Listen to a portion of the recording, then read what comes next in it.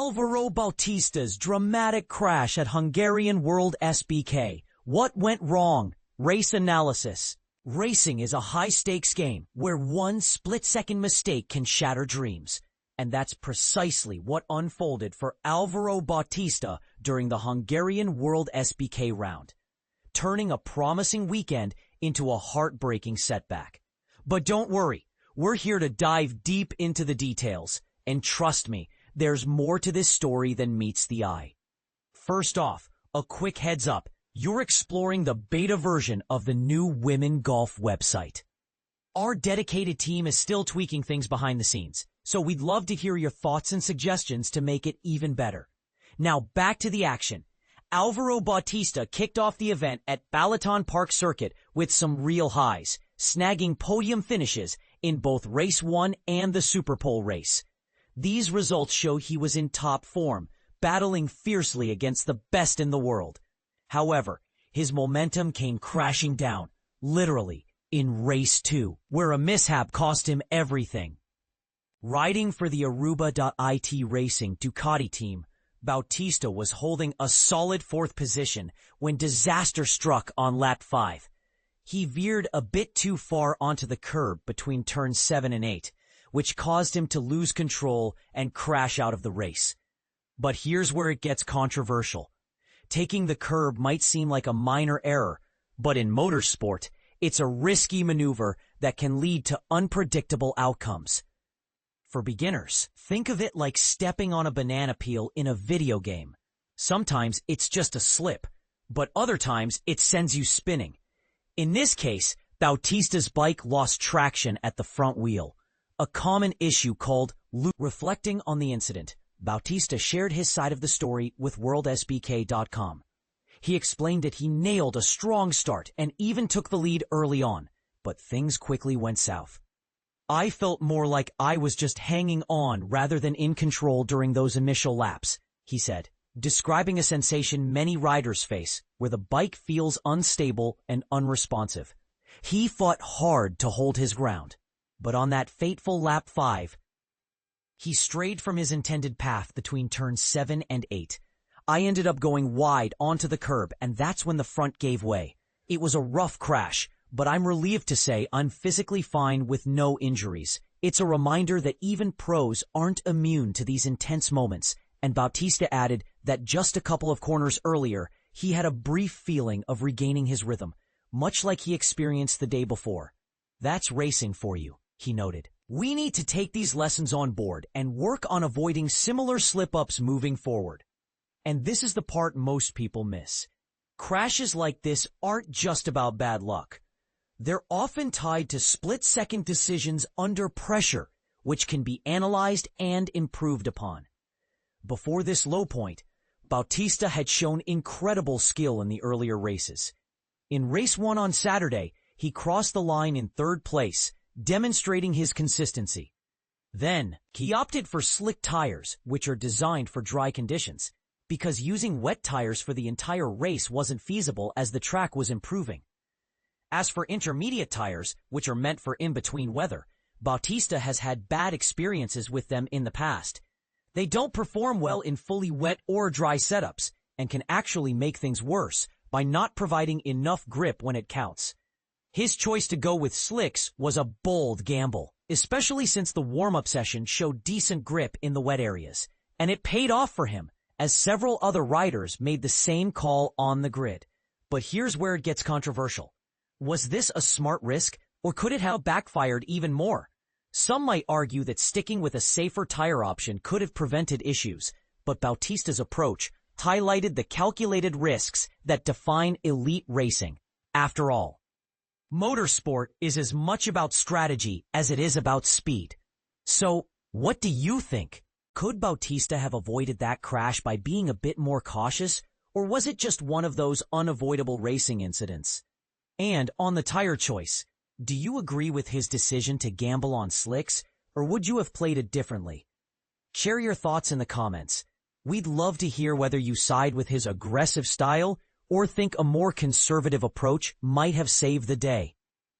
Alvaro Bautista's future with Ducati, door not yet closed. A thrilling twist in the tale for Alvaro Bautista's racing future. Despite Ducati's initial plans to part ways, the door remains ajar for this two-time world champion. Bautista's contract with Ducati for 2025 and 2026 included a clause allowing either party to opt out. Ducati decided to change the terms, but they haven't ruled out keeping Bautista. "They never said they didn't want me," Bautista revealed. Ducati is still undecided about their rider lineup, but here's where it gets controversial. Bautista accepted lower than expected conditions, perhaps too low for a champion of his caliber. Why did he do it? "I just wanted to race," he explained. And this is the part most people miss: Bautista's age. At 40, he's still delivering podium finishes, like his recent performance at the Hungarian WorldSBK. But his age might be a factor in Ducati's decision-making. So, what's next for Bautista? He could continue with Ducati, but other options are on the table too.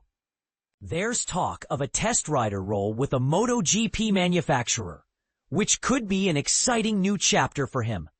However, with Ducati's rider lineup still uncertain, the future remains unclear. Will Bautista stay with Ducati, or will he explore other opportunities? Only time will tell. What do you think? Should Bautista stay with Ducati, or is it time for a fresh start elsewhere? Let's discuss in the comments. Alvaro Bautista versus Marc Marquez. The controversy over rules and dominance in WSBK and MotoGP. When a rider dominates a championship season like no other, should they face penalties, or is pure talent enough to justify their winning streak? This is exactly the debate sparked by Alvaro Bautista, a two-time world Superbike champion, who shared his frustration over how the racing authorities have handled his past dominance compared to the current reign of MotoGP superstar Marc Marquez. But here's where it gets controversial. Bautista claims that whereas he was penalized for riding faster than everyone else, Marquez isn't facing any such restrictions, and that seems unfair to him. Let's rewind to Bautista's time in the Superbike World Championship. Back then, he was lighter than many of his competitors, a factor that gave him a clear edge on the track. To level the playing field, the sports officials introduced a minimum weight rule for both riders and their bikes. This regulation wasn't just a minor adjustment. It severely impacted Bautista's performance, making it much harder for him to defend his title successfully. Fast forward to today and observe Marc Marquez's overwhelming command of MotoGP. The 8-time world champion is clinching race after race, building an almost insurmountable lead in the championship standings. And yet, unlike Bautista, no new rules have been created to curb Marquez's advantage or temper his dominance. Bautista doesn't hold back when sharing his thoughts. Marquez wins all the time, just like I used to, but they never hit him with any penalties. He calls the rule that was imposed on him stupid, suggesting it warped the fairness of the competition. Bautista argues that Marquez's success comes from raw speed and skill, not some technical loophole or unfair advantage, so it makes sense he hasn't been penalized. That raises a big question Bautista wrestles with. Why wasn't the same leniency shown to him? The Spanish rider insists that speed should be the ultimate decider on the racetrack, and rules should foster healthy competition rather than punish brilliance. His comments strike at the heart of a fundamental issue about fairness and consistency in motorsport regulations across different leagues. This isn't about downplaying Marquez's exceptional talent. It's about questioning why similar winning streaks are treated so differently by the sport's governing bodies. Of course, Bautista's frustration is understandable. Crafting rules that satisfy everyone, keep the sport exciting, and maintain fairness is no easy task. But his words open up an important dialogue. Should MotoGP consider introducing measures similar to those in Superbike to ensure no single rider's dominance is unchecked? Or should true speed and skill always shine through without interference? And this is the part most people miss. The debate isn't just about penalties or regulations. It's about how we define fairness and competition, and how the authorities interpret dominance.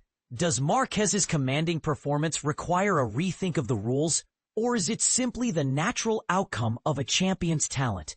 What do you think? Is Bautista right to call out this inconsistency?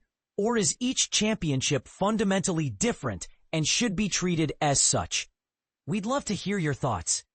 Do you believe sports rules should be modified to limit dominance, or should extraordinary skill be allowed to run its course unhindered? Let's get the conversation started.